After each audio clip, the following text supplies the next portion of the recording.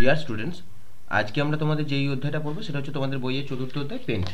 ঠিক আছে, পেন্ট তোমরা আগেও করেছো, তোমরা জানো যে পেন্টের সাহায্যে আমরা ছবি আঁকতে পারি।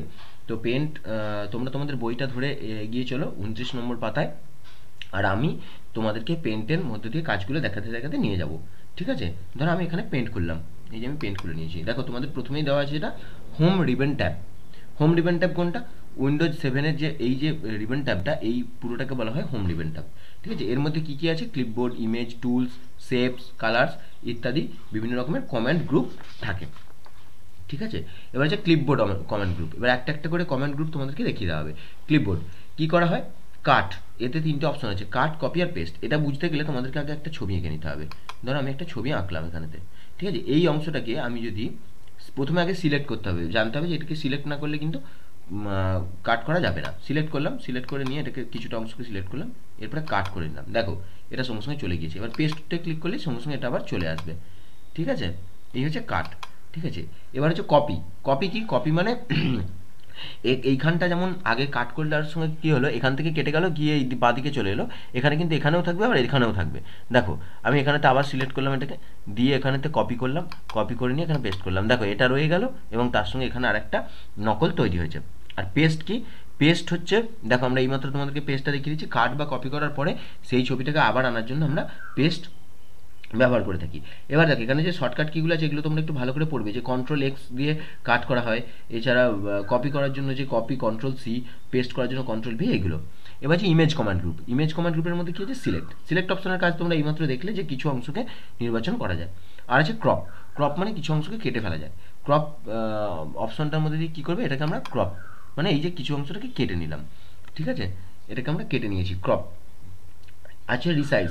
রিসাইজের সাহায্যে কী করা যায়? ছবির আকারকে পরিবর্তন করা যায়। রিসাইজটা তোমরা পরে বুঝতে পারবে, এখন বুঝতে পারবে না। রোটেট। রোটেট করার জন্য কী হয়? কোনো একটা ছবিকে আমরা ঘোরাতে পারবো। ঠিক আছে, রোটেট এখান থেকে রোটেট করে দিলে দেখো ছবিটা সঙ্গে সঙ্গে ঘুরে গিয়েছে, রোটেট। এরপর আসছে কি tools command group. Tools command গ্রুপের মধ্যে কী আছে? আমরা এখানে দেখবো পেন্সিল। পেন্সিল দিয়ে আমরা কী করতে পারি? এই যে দাগ কাটতে পারি, দাগ টানলাম।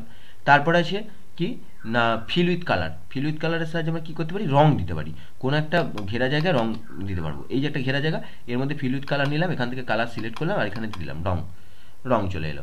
এরপর আছে এ, এই যে এ চিহ্নটা, এটা হচ্ছে টেক্সট। টেক্সটের মধ্যে আমরা কী করতে পারবো? এখানেতে আমরা কিছু লিখতে পারবো। ঠিক আছে, আমি ধরো তোমাদের স্কুলের নামটা লিখে দিলাম, শ্রীনিকেতন। ঠিক আছে, লিখে দিয়েছি টেক্সটের মধ্যে।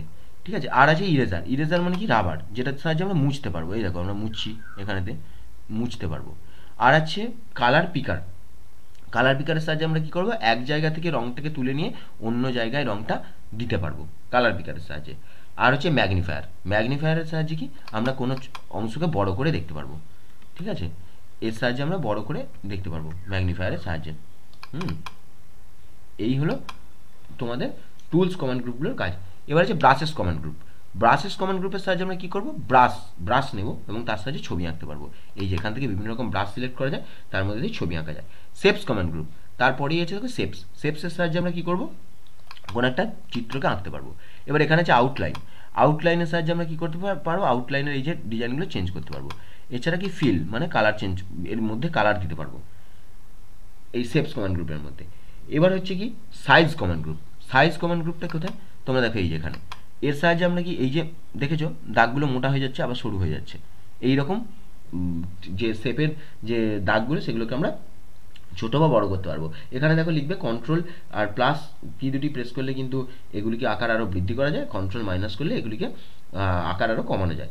Colour command group. কালার মানে তোমরা জানো যে রং করার জন্য আমরা প্রধানত ব্যবহার করে থাকি। এর মধ্যে কালার কি? Colour 1, colour 2। কালার 1 মানে হচ্ছে ব্যাকগ্রাউন্ড কালার, যেটা দিয়ে আমরা ছবিটা আঁকবো।